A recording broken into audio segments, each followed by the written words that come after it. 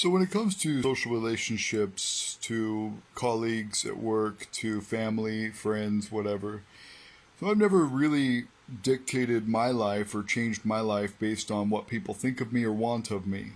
You know, maybe excluding my wife and children, um, outside friends and family or colleagues or acquaintances really haven't influenced my decision. So when I was a kid, I was fairly abrasive because I was, resisting the system. I was defiant against it. I grew up in Utah where it was very restrictive and very tyrannical in so many ways. And I'm sure my Mormon friends will disagree, but I mean, just try to speak out against the Mormon church and see what happens to your membership. And then when your membership goes away, see what happens to your friends and family, right? If you get disciplined by the church, excommunicated or disfellowshipped, watch how your life unfolds. I never had to worry about that because I never subscribed, even though my parents made me get baptized, and I have like 7 generations of family that are Mormon. Never affected me, not even at the age of 8, not all the way up until now. And I got my name removed from the church records when I was still a teenager. And so I never let it affect me. I never let it dictate my life. You know, when I was resisting, when I was an activist and I was protesting, I beat charges that were against me for protesting and for other things, marijuana and whatnot. And then I also got laws changed, like in Springville City, where they required a permit just to protest, to use your free speech. I got that law nullified. Now nobody else needs a permit. I was very effective, I think, in activism. At least I went to the heights that I wanted to go to in that endeavor. And then when I had a family, I still protested when I had a family. That law actually got changed when I had a family. But I decided that I would be a good provider for my family, and I pursued a career in robotics and engineering and computers, and made very good money in Seattle. Lived in a $4 million house. Had multiple businesses that I had created from the income from my robotics pursuits, and I worked for an ISP as a tier 3 gatekeeper when I was in Utah. We've done a lot of partnerships where we made lots of progress, and did a lot of good things and made some good money.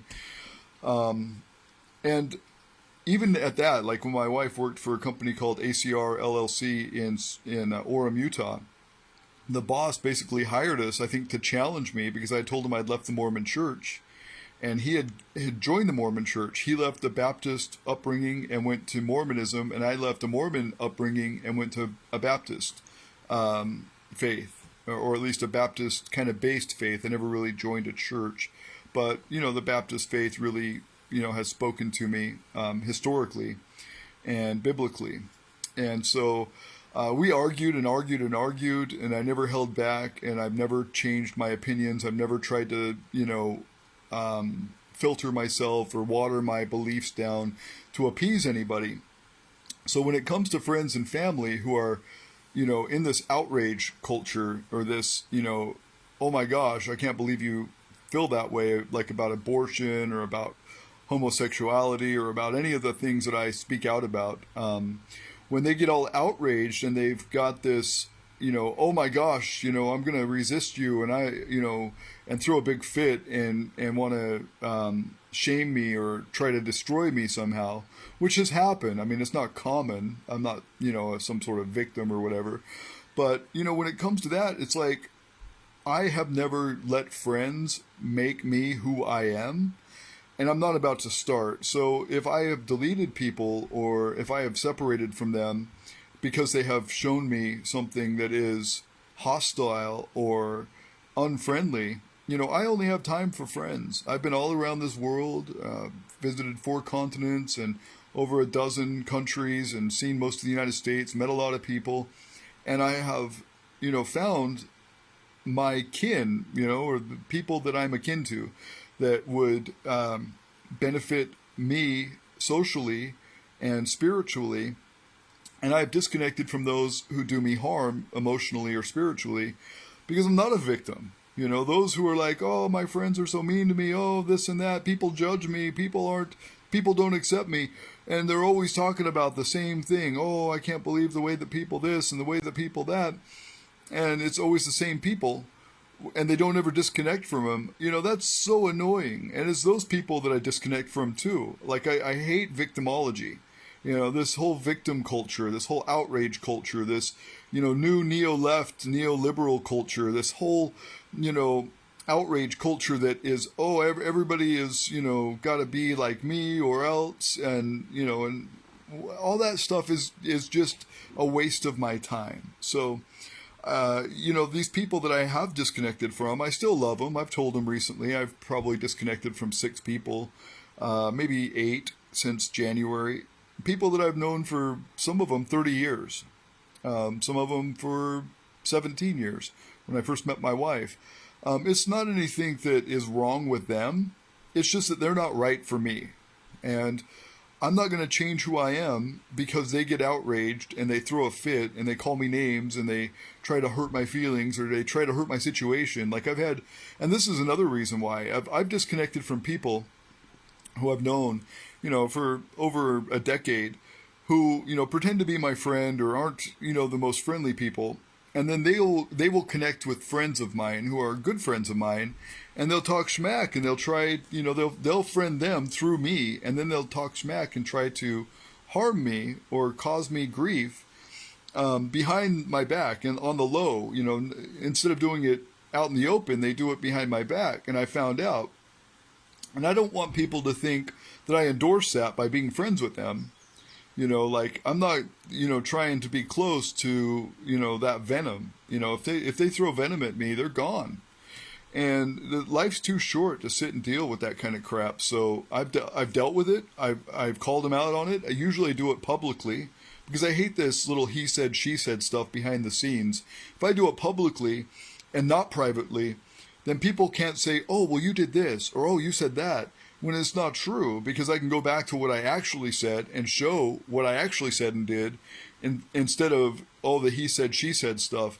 And one person recently I've been friends with for 17 years, I guess going on 18 years, had said, oh, you've always said that women should go to jail for abortion, or you said there should be laws against women, or you said this and you said that. I'm like, okay, great, you think that, but can you show me where I said that? They're like, no, but I know you've said it.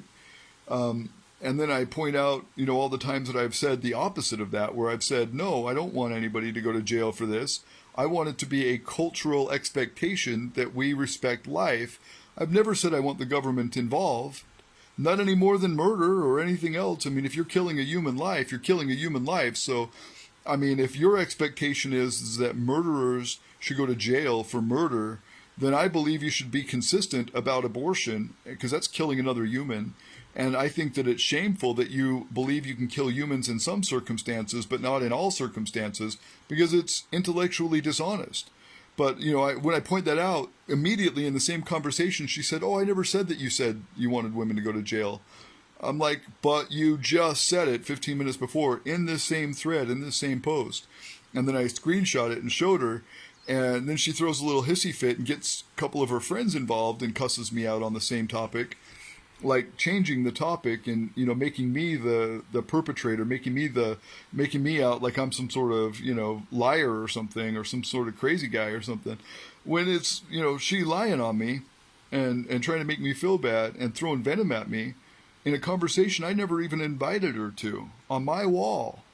And, so at that point, it's like, do I waste time with this one person who will never change their beliefs?